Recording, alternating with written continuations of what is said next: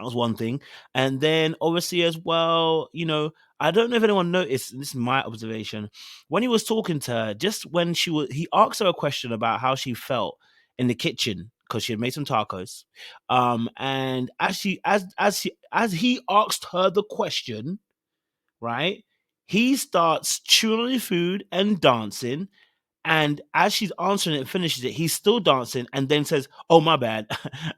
I was just eating." And he made it into a joke. And I was like, I'm seeing a lot of things like this from Harris, which is showing some immaturity when it comes to things like this. We've got the sexual jokes, the sexual comments you keep making. We've got this grape situation that you had. We now have this situation where I'm kind of totting it up. It's just one too many incidents of Arris. I'm a little bit concerned, but I wanted to get your guys' perspective on Jasmine and Arris as well. But before anyone goes, guys in the audience, there's 400 of you guys in here watching this. I need the likes to go up. So if you're in here already, use your great finger. That sounds wrong, but just like the live, okay? Because I don't know where I was going. Like the live, guys. Like the live. I was taking the spirit of Arris in there for a second. All right, listen. So Jasmine and Arris, over assertiveness or nah? What's you guys' thoughts as well on that? What's you guys' kind of thoughts? Who wants to take the baton first for the run? Oh, Sean, your eyebrows move. Go for it. He lifted his eyebrows, so sorry. That was saying just choose somebody, but you chose me, so there we go. Yeah, I'm kind of over this dude. Like, he just really aggravates me to no avail.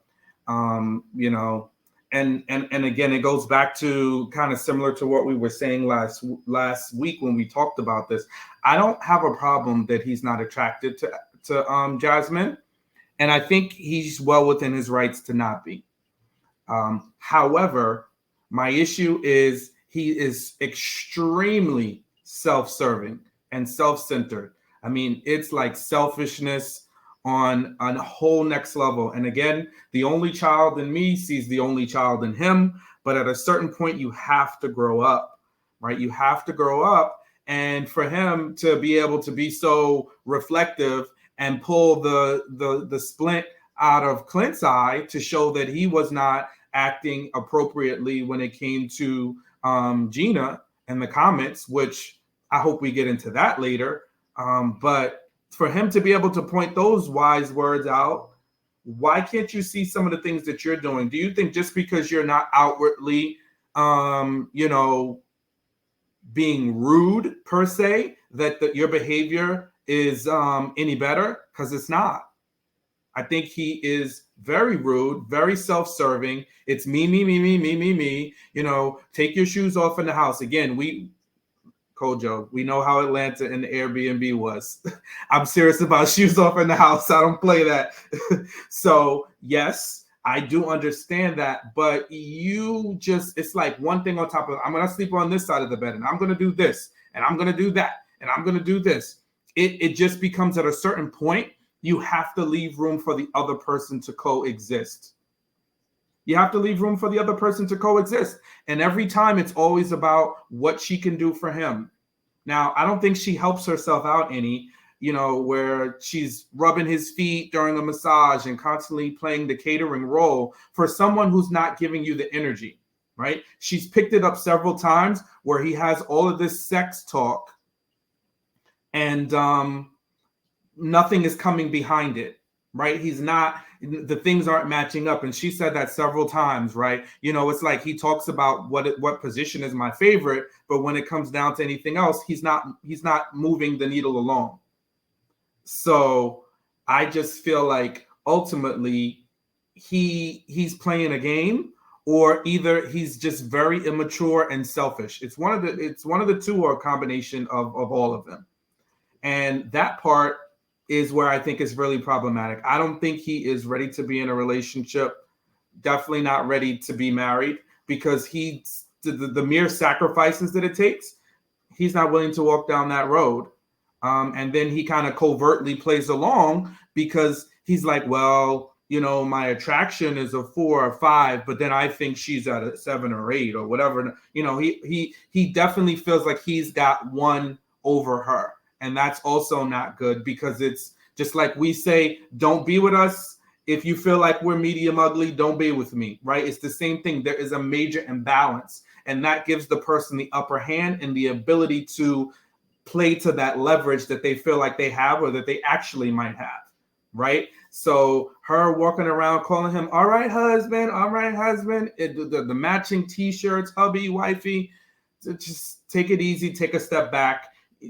This guy, he doesn't really like you at all, so just fall back, please. Fair points. Fair points. I'm hearing you, Sean. Fall back. Who wants to go next? Oni, since you're new to the panel, go for it. We're talking about obviously Arris and Jasmine. I think we have two people in this relationship. One person wants to be there for right intentions, the other one just not for right intentions right now. I think with Arris, I think the after party kind of gave me a lot more details into like what he's trying to do. It's like he says I'm not sure he's saying the right thing. He just doesn't. He just wants to be there just to be there. I understand Jasmine. Her issue last week was she doesn't want to fall for someone who's not going to be emotionally there for her, and Arris is just not emotionally there. It's like he's looking at a ghost sometimes. He's not even saying anything, but it's just like his eyes don't tell me that his spirit is not in the right place. I know he says he wants to be married, but it's most people who say they want to be married, they don't know exactly how not who they are. And this is someone who's never been in any type of emotional relationship longer than a week.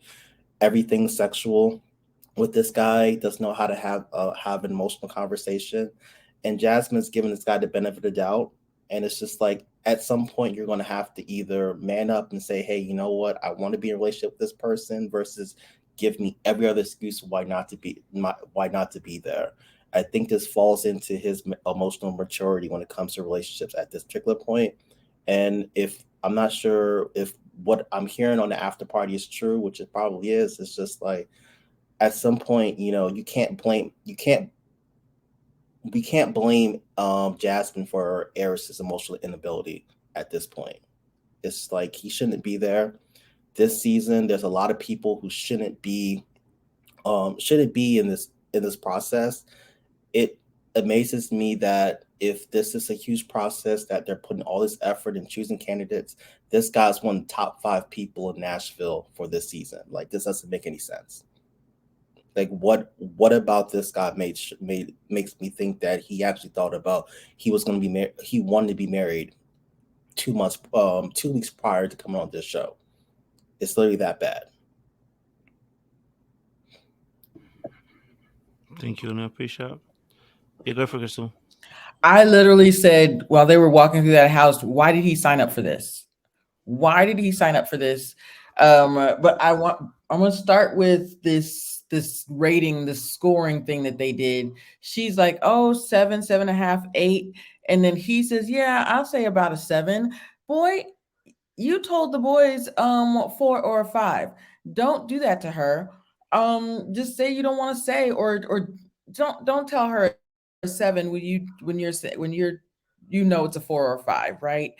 And now I don't put her on Front Street and and be rude, but don't do that. Don't do that if you're not feeling it. And I put on here, I didn't sign up for friend vibes. So she got a little sassy attitude in the ITM.